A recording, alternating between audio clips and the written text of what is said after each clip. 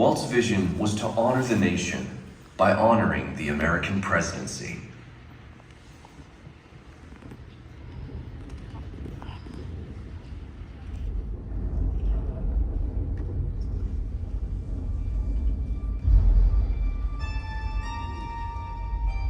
It is 1783, and the smoke is clearing in the wake of the Revolutionary War.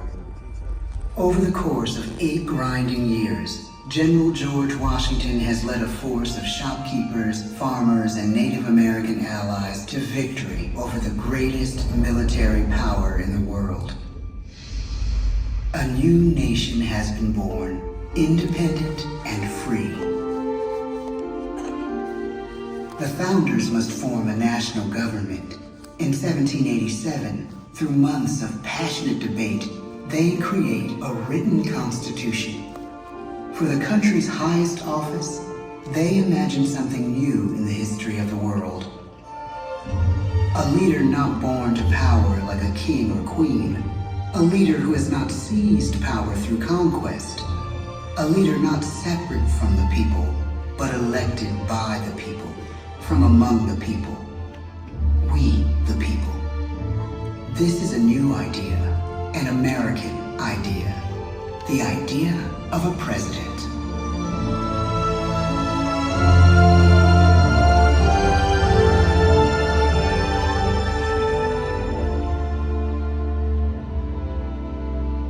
The people don't know exactly what a president will be, but there is little doubt who it will be. George Washington's stature and bearing have marked him as a leader. His integrity has made him a great one. Washington knows that many generals who have led successful revolutions make themselves dictators or kings. Instead, he steps down from power and retires to his home, Mount Vernon. The world takes note, and George Washington becomes the symbol of American ideals. In the first presidential election, it's Washington by a landslide. The only doubt seems to be his own. He writes, "Integrity and firmness is all I can promise. Integrity and firmness is exactly what we need." Everything he does as president will set a model for his successors.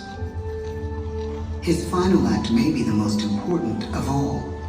After 2 terms, with no term limit in the Constitution and amid overwhelming support to stay in office, he steps down once again and hands power back to the people. He wants us to speak, to elect a new president.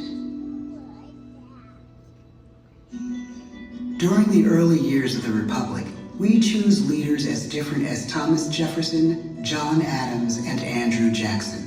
Elections are often bitter. Each president stands at that fiery intersection where personal character meets the challenges of the times. Some call the presidency a glorious burden. Jefferson calls it a splendid misery. We, the people, must choose well. We elect 15 presidents before the course of history brings us to the edge of a crisis like no other. A nation born of freedom still permits slavery. As the country pushes west, will new states be slave or free? The question produces bitter conflict. The issue rocks the election of 1860 and brings Abraham Lincoln onto the national stage. The tall, lanky, some say uncouth candidate from Illinois is a master of words at a time when speeches are printed in full for people to read. A house divided against itself cannot stand, he has said. With Lincoln's election, the House does indeed divide. Civil War. 11 states secede from the Union. The war becomes a defining passage in the American story. The president's own inner strength and depth of character changed the course of history. Lincoln had come up the hard way, on the American frontier, desperately poor, with less than a year of formal schooling. His early years were scarred by tragedy, the death of his mother, his sister, his first love. He struggles with depression, but never loses his determination to rise above it. He once said he's driven by a desire to leave the world a little better place for having lived in it. The war rages. Lincoln fights to preserve the Union and end slavery. Neither is a sure thing. At Gettysburg, Pennsylvania, 6 months after one of the bloodiest battles of the war, the president dedicates a cemetery to the thousands of soldiers who died there, in words we can never forget.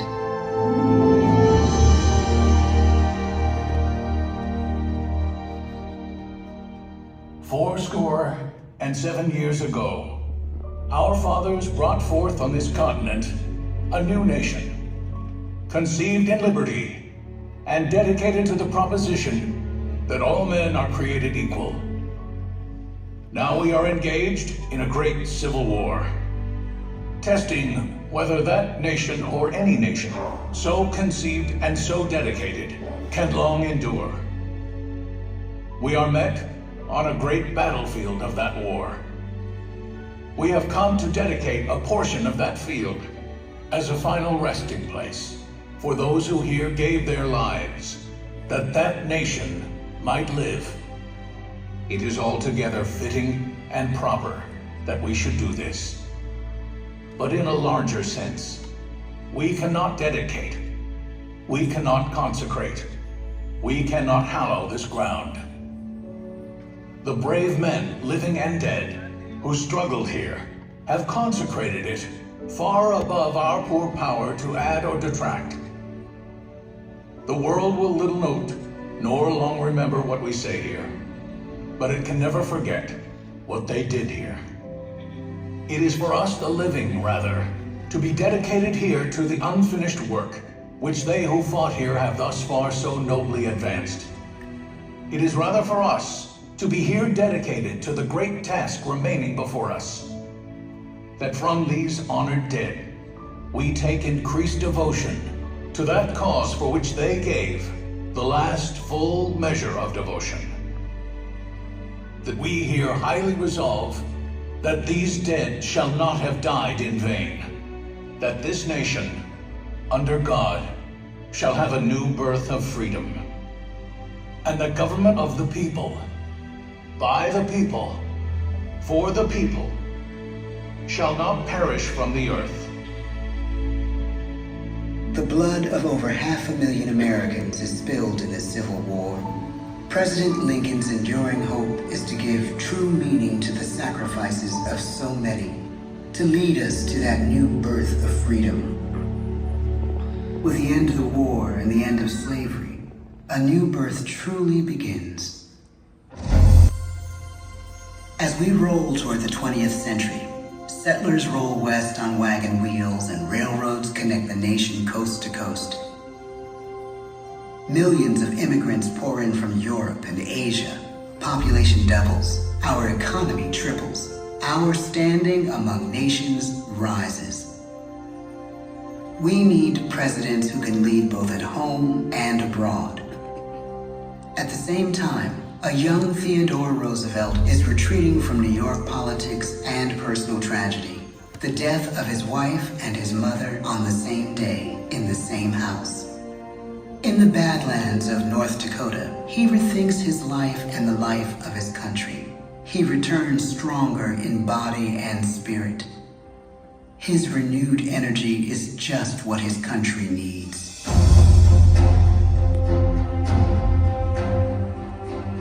American industry is booming, but social tensions are rising. A progressive movement is bubbling up, pushing for change. And change is needed in the working and living conditions in cities. The gap widens between rich and poor. The demand for change grows stronger. Teddy Roosevelt is a knight on a crusade. He speaks with force and vitality in clear terms that make colorful headlines. At a time when mass market newspapers have become the new media, to define his foreign policy, he borrows a phrase from an African proverb: speak softly and carry a big stick. But his greatest accomplishments are made at home. He breaks up giant monopolies, protects workers' rights, and calls for a square deal for all Americans, rich and poor, capitalist and wage earner. Fair wage and a square deal for every man and every woman in the United States. He calls on America to be as great as the natural grandeur of its lands.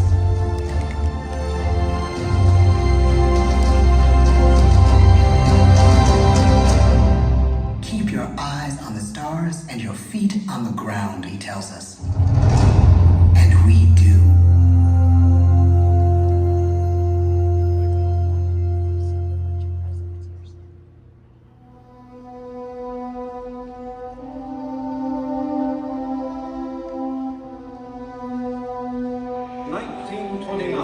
The bottom fell out of the market. 12 million unemployed. The breadlines and the super. The results of the 1932 election now appear. When we elect our 32nd president, it is the worst of times. The course of history and the course of one president's life again shape a turning point in our national destiny. Franklin D. Roosevelt, paralyzed by polio, knows how to restore the faith of a people paralyzed by the Great Depression. I believe in practical explanation and in practical policy. He has found the inner strength his countrymen now need. He speaks to us like a friend, a neighbor. His optimism is contagious, his voice perfect for the latest breakthrough medium, radio. He calls us to believe we have nothing to fear but fear itself. And we do believe. Tonight's attacks on England are perhaps the most widespread of the war. In the course of the day, But an even greater challenge dominates his final years in office: the Second World War.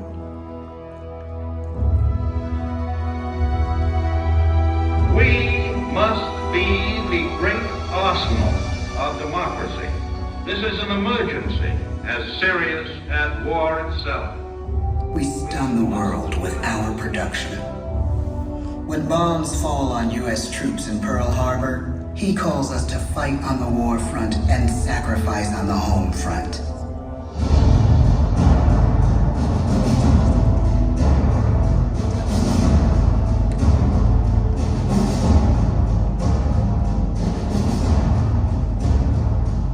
The harder the sacrifice, the more glorious the triumph. So spoke America in the year 1776. So speak Americans today. The world changes. The country changes. And yet, in one sense, what we need most from our presidents has never changed. A guiding vision that calls forth the best that America can be. Will outer space be developed for the benefit of all mankind? Or will it become another focus for the arms race? The choice is urgent, and it is ours to make. Ask not what your country can do for you. Ask what you can do for your country. But really, it's all of us who must overcome the crippling legacy of bigotry and injustice. And we shall overcome. Binding agreements that President Sadat and Prime Minister Begin are signing tonight is entitled A Framework for Peace in the Middle East. Mr. Gorbachev, tear down this wall. You have lost too much, but you have certainly not lost America. I can hear you. The rest of the world hears you. Loving this country requires the willingness to speak out for what is right, to shake up the status quo. That's America. Our presidency is no longer just an idea. It is an idea with a proud history. Ladies and gentlemen, the presidents of the United States of America.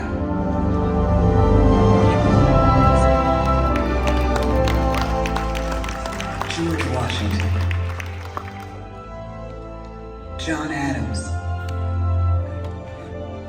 Thomas Jefferson, James Madison, James Monroe, John Quincy Adams, Andrew Jackson, Martin Van Buren, William Henry Harrison, John Tyler, James K. Polk, Zachary Taylor, Millard Fillmore, Franklin Pierce, James Buchanan, Abraham Lincoln, Andrew Johnson, Ulysses S. Grant, Rutherford B. Hayes, James A. Garfield, Chester A. Arthur, Grover Cleveland, Benjamin Harrison, William McKinley, Theodore Roosevelt, William Howard Taft, Woodrow Wilson, Warren G. Harding, Calvin Coolidge, Herbert Hoover, Franklin D. Roosevelt, Harry S. Truman, Dwight D. Eisenhower, John F. Kennedy, Lyndon B. Johnson, Richard M. Nixon, Gerald R. Ford,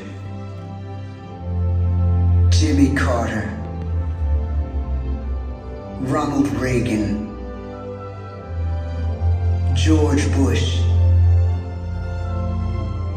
Bill Clinton, George W. Bush, Barack Obama,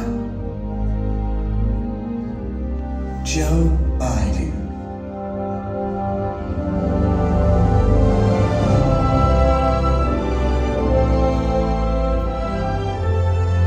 And now we come to the present.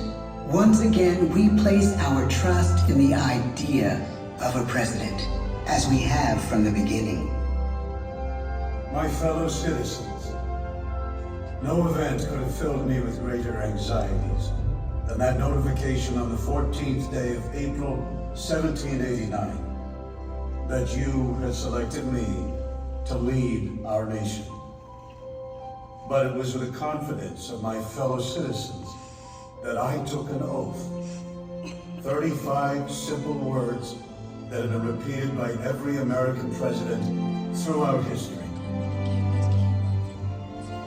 I, Donald John Trump, do solemnly swear that I will faithfully execute the office of President of the United States and will, to the best of my ability, preserve, protect, and defend the Constitution of the United States. So help me God.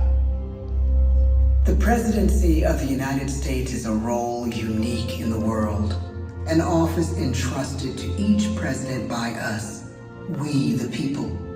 Therein lies the genius of that new idea, now over 200 years old. A new idea our presidents have turned into a great American idea again and again.